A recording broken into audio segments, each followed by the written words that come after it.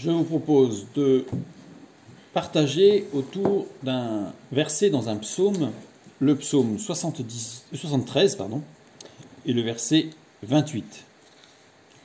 Psaume d'Asaph, et qui termine le psaume en disant « Pour moi, m'approcher de Dieu, c'est mon bien. Je place mon refuge dans le Seigneur l'Éternel, afin de raconter toutes tes œuvres. » Le mot « bien » ici, c'est un mot qui est utilisé à plusieurs reprises dans la parole de Dieu, c'est le mot « tov », mais c'est exactement celui qui est utilisé lors de la création, Genèse chapitre 1. Et à chaque fois que Dieu crée, ou transforme, ou amène à la totalité de ce qui est de la potentialité des choses, il est dit que cela était bon, cela était bien. C'est le même mot. On l'a à toutes les étapes. Et à la fin de la création, on a même un plus, puisque dans Genèse 1, 31, il est dit que Dieu vit tout ce qu'il avait fait, et voici, cela était très bon. C'est-à-dire qu'il y a le bien, et il y a même à la fin l'aboutissement de tout, c'est le très bien. C'est-à-dire que mon bien, si je prends littéralement le sens de la parole de Dieu, sous la plume d'Asaph, mon bien, c'est littéralement ma construction, ma recréation. Parce que c'est exactement le terme utilisé à chaque fois que Dieu intervient. Et Dieu n'intervient jamais pour détruire ou pour casser. Il intervient toujours pour construire, pour réparer, pour guérir ou pour amener à la maturité.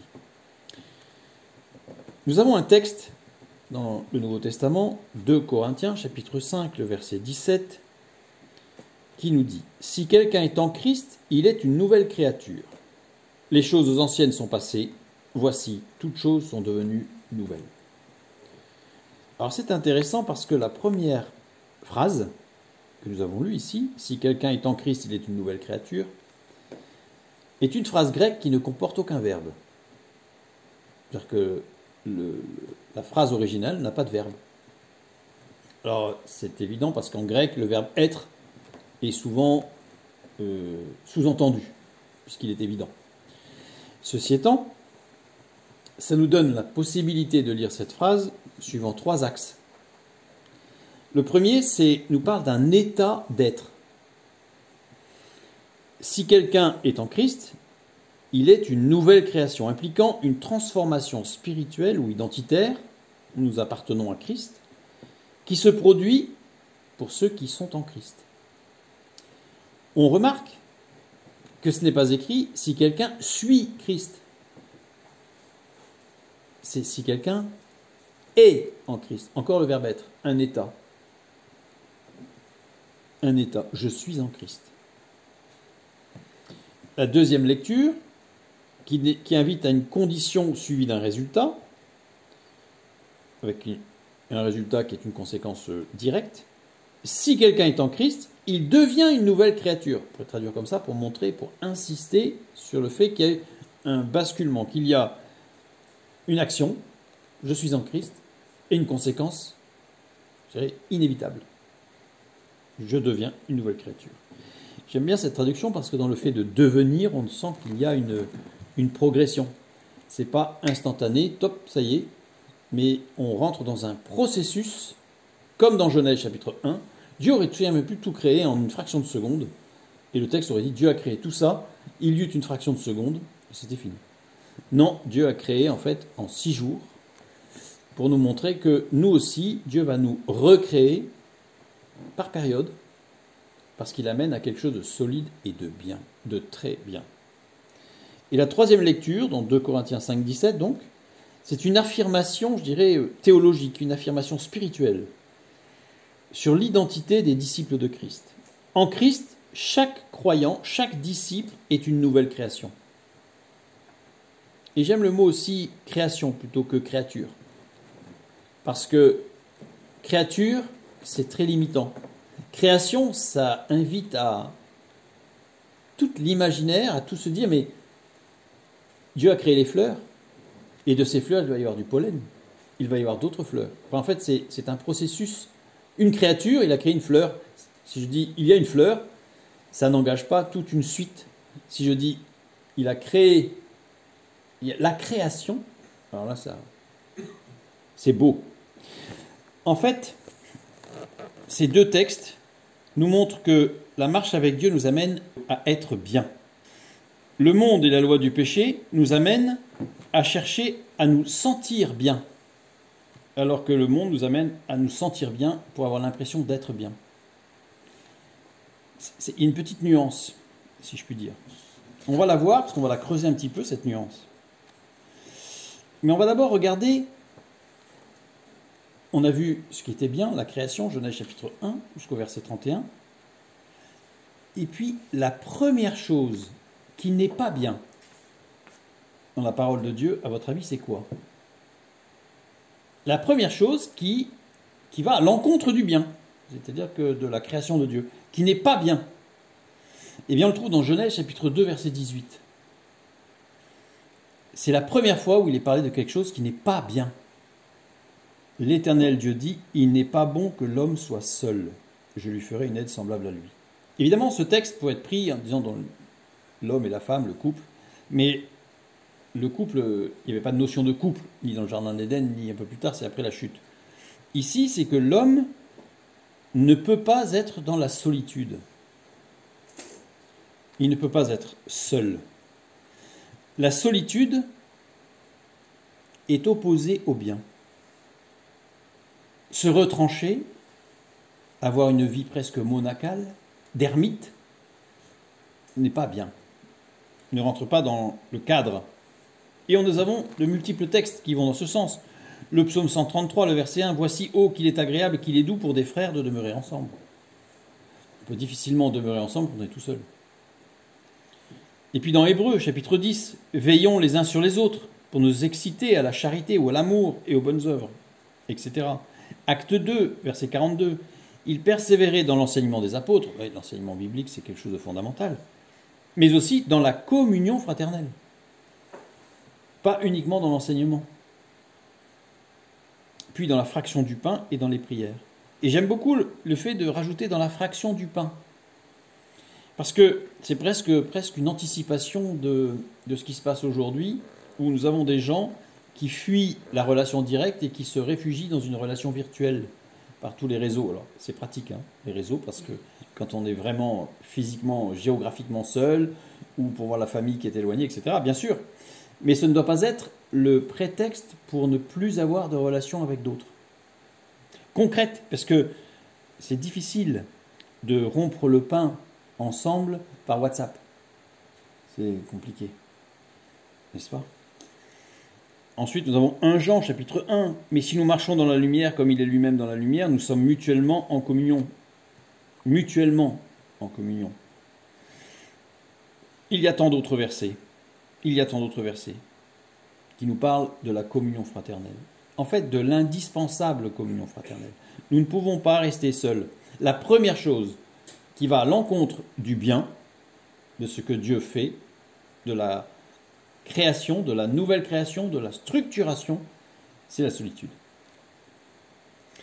Ça ne veut pas dire qu'il ne faut pas, par moment, être seul pour se retrouver, bien sûr, mais on a compris le sens, c'est de fuir, et de fuir les frères et sœurs, sous prétexte que, et je vous laisserai mettre les prétextes, parce qu'il y en a une quantité phénoménale. Je reviens sur notre psaume 73, notre verset 28. Pour moi, l'Asaph qui dit, « Pour moi, m'approcher de Dieu, c'est mon bien. Je place mon refuge dans le Seigneur, l'Éternel, afin de raconter toutes tes œuvres. » Nous avons dit que c'était écrit par Asaph, c'est écrit au verset 1, psaume d'Asaph. Qui est Asaph? Asaph, nous savons dans 1 Chronique, chapitre 26, le verset 1, il nous est dit, « Voici les classes des portiers, des Coréites, Méchélémia, fils de Coré, d'entre les fils d'Asaph. » Ça veut dire que Asaph est un descendant de Coré. Coré était un lévite de la maison de Yitséar, Nombre chapitre 16, verset 1. Celui qui s'est révolté contre Moïse et contre Aaron, puisque par jalousie, il convoitait la souveraine sacrificature, et on sait ce qui lui est arrivé. Mais Asaph était donc un lévite, un homme engagé dans le service pour Dieu. Asaph, si je regarde le sens de son nom, signifie rassembler. accueillir ou prélever pour faire un ensemble, rassembler. Et c'est pour cela que, contrairement à ce qui est communément dit, il est quasiment certain que Asaph n'était pas particulièrement un compositeur de psaumes, mais plutôt un collecteur de psaumes. Il a collecté des chants dignes d'être utilisés dans le service pour Dieu au temple. Donc son travail, c'était essentiellement, on peut supposer qu'il a écrit un psaume, le psaume 50, mais qu'après il a recueilli plusieurs psaumes pour en faire un recueil à partir du psaume 73 jusqu'au psaume 83. Il a travaillé dans l'ombre. Il a travaillé dans l'ombre, et comme le dit la fin du verset 28, je répète, je place mon refuge dans le Seigneur l'Éternel, afin de... Ce n'est pas écrit afin d'être fort, ce n'est pas écrit afin d'écraser mes ennemis, mais afin de raconter toutes tes œuvres. C'est-à-dire que le fait de se réfugier en l'Éternel lui a permis de glorifier Dieu. Et non pas de regarder à lui d'abord. Évidemment, il y a des conséquences quand on est avec Dieu, une nouvelle création, donc Dieu nous fortifie, Dieu nous guérit, Dieu, c'est une évidence. Mais que recherchons-nous dans notre relation avec Dieu? Sa gloire ou notre bien-être? Pas la même chose. Ce n'est pas la même chose. Et quand on regarde le psaume 73 dans son ensemble, on voit que ce psaume montre le cheminement de réflexion d'Asaph, passant par la confusion, l'envie, à la compréhension et à la paix en s'approchant de Dieu. Parce que si je prends le verset 1, « Oui, Dieu est bon pour Israël, pour ceux qui ont le cœur pur. » Et les autres, point d'interrogation. Verset 17, « Jusqu'à ce que j'entre dans les sanctuaires de Dieu, alors je compris leur fin. » Ah, ça y est, il a compris. Et enfin le verset 28 à la fin, que nous avons lu, « Pour moi, m'approcher de Dieu, c'est mon bien. Je place mon refuge dans le Seigneur l'Éternel, afin de raconter toutes tes œuvres. » En fait, il conclut que malgré les apparences, s'approcher de Dieu est fondamental, primordial, vital, pour trouver le véritable bien-être et la sécurité, puis pour témoigner des œuvres de Dieu. Je pourrais résumer en disant que ce qui est bien, c'est-à-dire s'approcher de Dieu, nous permet de rester dans un état de ce qui est bien. Et si j'écoute la loi du péché qui est en moi ou le monde, je vais être amené à remplacer cet état par une sensation de bien-être, et non pas un état d'être bien. Et petit à petit, on pourrait dire que je vais remplacer ma relation avec Dieu par une interaction avec Dieu. Une interaction n'est pas une relation. C'est-à-dire que ça peut être des échanges irréguliers ou par intérêt. Et enfin, je vais remplacer ma relation avec Dieu par une connexion émotionnelle. Et là, je vais chercher le bien-être et pas l'être bien. Être bien, un état, être dans la dynamique de la création de Dieu. Si je cherche juste le bien-être, je vais sombrer dans une connexion, je ne parle même pas d'une relation émotionnelle, une connexion émotionnelle à rechercher des moments forts,